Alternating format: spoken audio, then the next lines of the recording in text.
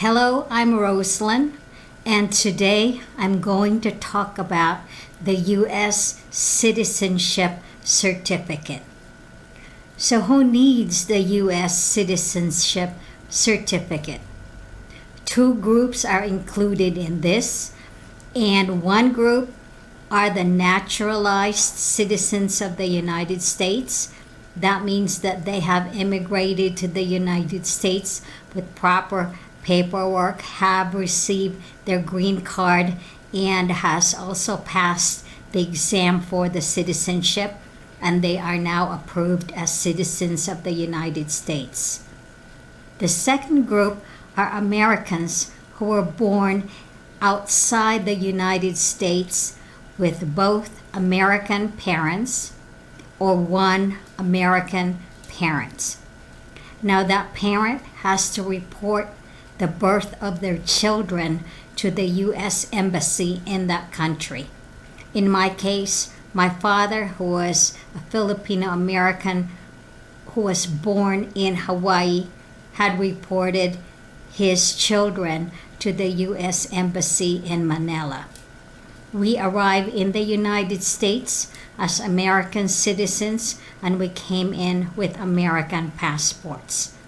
So we are in the second group of U.S. citizens who need the U.S. Certificate of Citizenship. A question may arise as to where would you use this certificate? You will need to use it if you are applying for a passport, a new passport that is. It will also apply if you are to be employed, and a question of your permit to work or citizenship needs to have proof.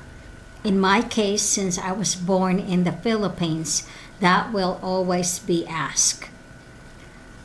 I did not have the U.S. Certificate of Citizenship until my father requested for that at the federal building in Los Angeles. And what triggered that was that one of my brothers went into the U.S. Navy and he was asked for that certificate. So that prompted my father to just go ahead and file for everyone's certificate, and that way it would be easier. Since he was the American citizen parent, he needed his birth certificate to be presented.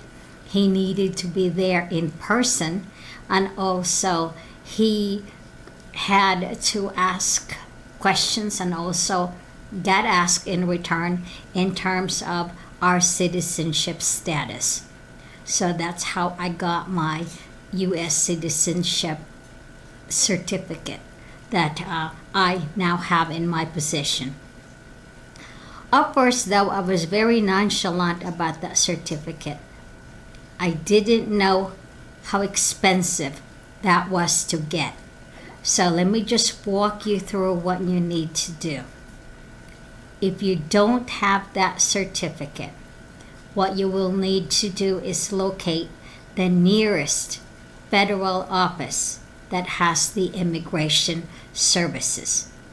And that is called the U.S.CIS office. So let me just give you the actual name of that. It's quite long, so I'm not really cognizant as to what that means at this time. But U.S.CIS means United States Citizenship and Immigration Services. So going back to the citizenship certificate, you will need to make an appointment. So go online. And in this case, Los Angeles is listed, that is the closest to me.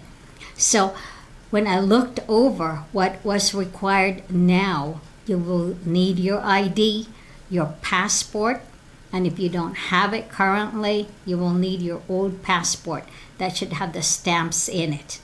And what you will need also is your payment. I was really surprised in terms of how expensive that payment was. For U.S. citizens that need the certificate, the payment is $680 for a new one. And so that is quite steep. And then if you have lost your certificate and it has been issued before or it has been damaged, the replacement is $555. So it's quite very expensive. Now you'll ask, what forms do I need to fill out? Because that can get confusing. So go to the internet, locate the Los Angeles office for USCIS, and then click N600. That is the form that you will need to submit. If you have lost your previous certificate, you will need to find the form N565 or N565. It will prompt you in terms of what you will need to do. They do not take walk-ins, but they do have an information office. So if you are not quite sure, go there in person. And that, I believe, is 300 North Los Angeles Street. I'm going to put a link where you can go on that one. So be prepared for that. That is a federal building. So you won't be able to go in just to go in. There are security guards, and you will need to present your identification card. In my case, it would be the New Mexico driver's license. That is the most current one. The old driver's license in New Mexico is not honored in the federal building in Los Angeles or any other federal buildings because my state of New Mexico has violated the federal laws of immigration. What my state did was to issue illegals driver's licenses, and that invalidated those driver's licenses. So you need to get a new one that followed the laws of the United States, and that will be another video because that is a long and an intricate one. So coming back to the certificate of citizenship, if you need a new one, you will need to get an appointment. So go to the internet and make an appointment. You will be asked for your identification. You will be interviewed. If you are born in the Philippines, like I was born in the Philippines, I will need my documentation. What documentation that I would be needing is my birth certificate that was taken from the Philippines. It does have my father's name in there and my mother's name as well. Also, I would need my father's birth certificate and my mother's birth certificate, their marriage license, and copies of their passports. So I would need to have those. Now my parents already passed away, so that would have been a real problem if I did not have my birth certificate currently and everything else in that paperwork. So in terms of the wisdom of my father, I'm very appreciative that he took care of that, because if I had just go ahead and done it now and they had passed away, it would have been a big problem for me. So keep that in mind when you are trying to get your certificate of citizenship. So what does a certificate of citizenship look like?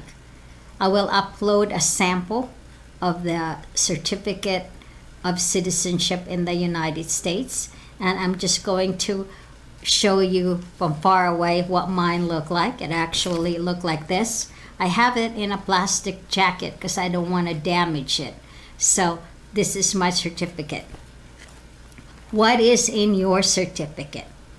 Of course, there's a number in this. This is the registration number.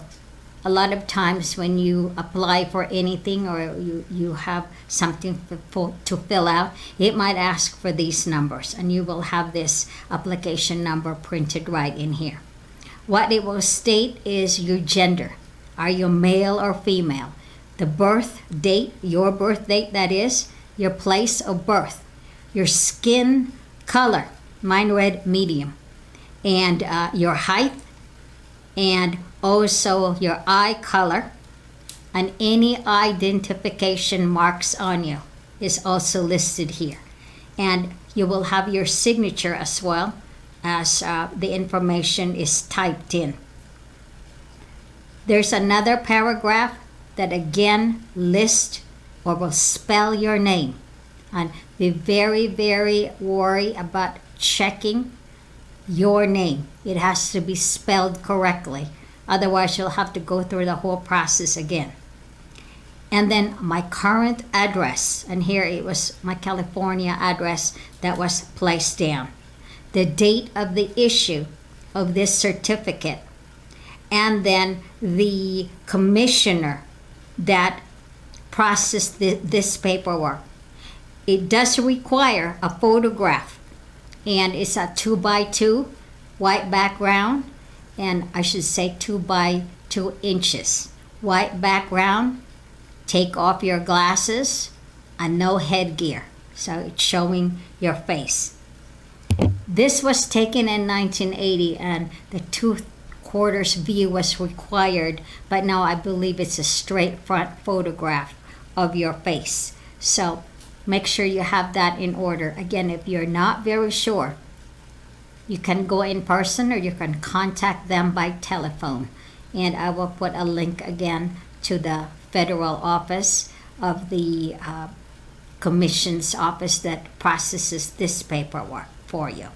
So anyways, going back to this, it is very important for you to have it. If you are applying for dual citizenship to the Philippines, this would be asked of you as well. I've looked over the application form for the Philippine citizenship at the consulate in Los Angeles, and you will be asked for this form. In this case, it's very important for me because I was born in the Philippines. So again, if you are either an immigrant with a naturalized status or born in a foreign country, you will need this certificate. Oh, by the way, just to give you a background on the payment. Right now, in the website for the office in Los Angeles, it states that they no longer accept cashier's checks. So that might be a problem. Cashier's check or cash, they will not accept it. What they will accept is a credit card, a personal check, or a debit card. So that in itself could be a hindrance for people in terms of payment. So contact them if that would be a problem for you. There is a phone number that's available in their website. The office is open very early from 6:30 in the morning to 4:30 in the afternoon. If you go to Los Angeles, if you are driving, the federal building does not have public parking. So that means that you'll have to find parking in the street with a meter, because everything in Los Angeles right now has a meter. Free parking is hardly available. Or you can go into a private parking lot and pay for your day or half day, however you might want to arrange for that. Half day probably is the best to do. Anyways, if you are needing your certificate, good luck with the process, and also be very patient because there is a lot of paperwork that you will provide. Thank you for watching.